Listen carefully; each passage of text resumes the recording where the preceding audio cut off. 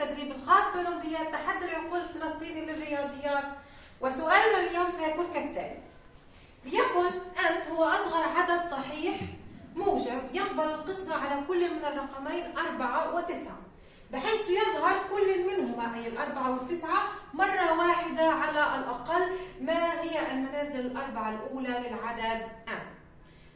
لدينا قاعدة سنستخدم في السؤال هنا، قاعدة قابلية القسمة على كل من العددين 4 و9 مرت معنا سابقا. بالنسبة للرقم 4 قاعدة الأربعة أن يقبل الآحاد والعشرات معا القسمة على العدد 4. أما بالنسبة للتسعة فهو أن مجموع منازل العدد تقبل القسمة على التسعة. إذا لدينا العدد M، فلنفرض معا أن عدد مرات ظهور العدد 4 هي X من المرات، بشرط أن الإكس لا تساوي الصفر. لماذا؟ لأنه قال لدينا بحيث يظهر كل منهما مرة واحدة على الأقل، وبالتالي الإكس أكبر من أو تساوي الواحد. أما بالنسبة للواي فلنفرض معا أن الواي هي عدد مرات ظهور التسعة، وهي كذلك لا تساوي الصفر بنفس التفسير، لأنه قال لنا يجب أن تظهر مرة واحدة على الأقل. إذا فلنفرض معا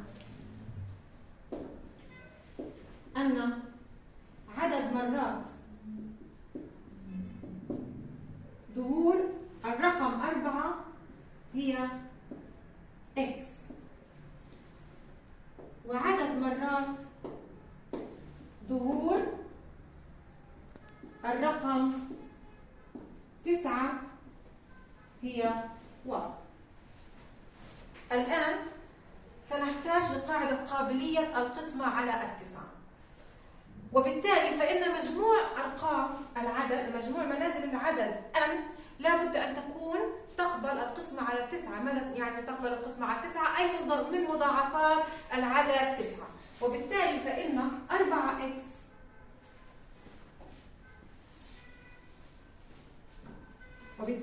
4X زائد 9Y هذا هو مجموع أرقام منازل العدد يساوي 9Z.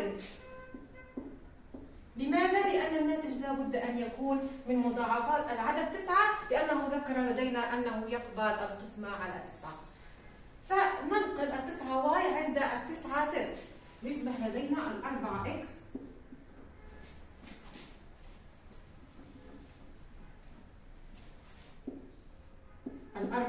تساوي 9Z ناقص 9Y، وبالتالي فإن 4X تساوي بأخذ 9 عامل مشترك يتبقى Z ناقص Y. الآن الطرفان لابد أن يتساووا، ولدينا قلنا أن الإكس لا تساوي صفر، وكذلك الزد لا تساوي صفر والواي لا تساوي صفر. مطلوب السؤال هو أصغر عدد M، أصغر عدد M، وبالتالي لا بد أن نوجد أصغر قيمة للإكس وأصغر قيمة كذلك للزد وأصغر قيمة للواي تحقق طرفي المعادلة، أي تحقق التساوي في المعادلة.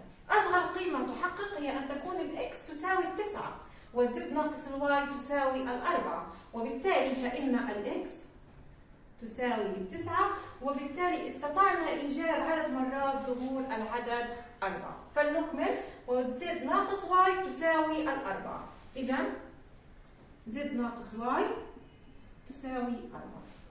أصغر قيمتين صحيحتين موجبتين تحقق أن الزد ناقص الواي تساوي 4 هي أن الزد تساوي 5 والواي تساوي 1. إذا الزد تساوي 5 والواي تساوي 1. كل ما نريده هو قيمة الإكس والواي ولا نريد قيمة الزد، وبالتالي سنحتاج إلى أن الإكس تساوي 9 والواي تساوي 1، وبالتالي الأربعة تظهر 9 مرات، وبالنسبة للتسعة فتظهر مرة واحدة. إذا لدينا عدد N مكون من 9 أربعات و9 واحدة.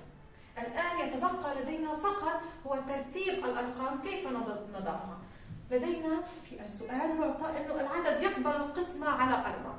يقبل القسمة على 4، إذا لابد أن أحاده وعشراته يقبل القسمة على 4، ولدينا فقط العددين 4 و9، إذا لابد أن يكون الآحاد والعشرات يساويان 4 4. فهي الآحاد والعشرات يساوي 4 و4، وبالتالي فإن الرقم أن نبدأ معا الآحاد والعشرات يساوي 4 و4.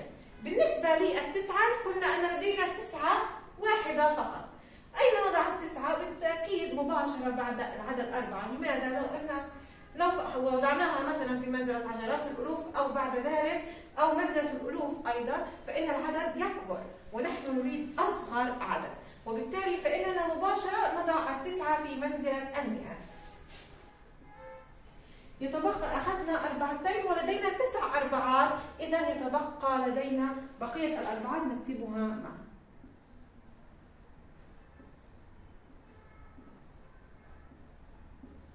9 أربعات و9 واحدة.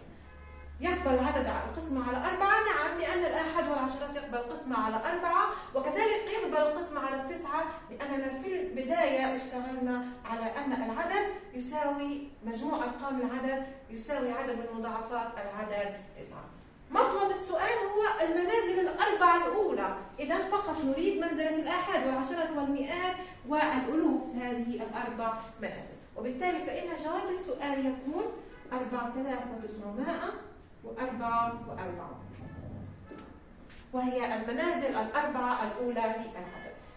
إذا ماذا كانت فكرة السؤال؟ فكرة السؤال في قاعدة الأربعة أن الآحاد والعشرات تقبل 4، والقاعدة 9 أن مجموع أرقام العدد يقبل القسمة على 9. يعطيكم العافية.